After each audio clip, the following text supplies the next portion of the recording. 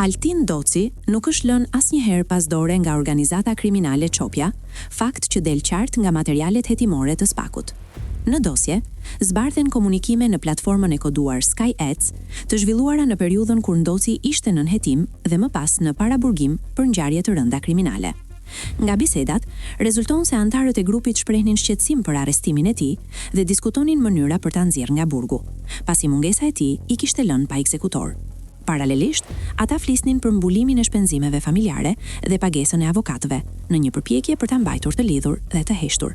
I njohur me pseudonimin Kokçami, Doci përshkruhet nga SPAK si pjesë e një strukture tipike mafioze, ku mbështetja ndaj tij shërbente si garanci se organizata nuk e kishte braktisur. Këto komunikime datojnë rreth 5 vite para arratisjes së tij.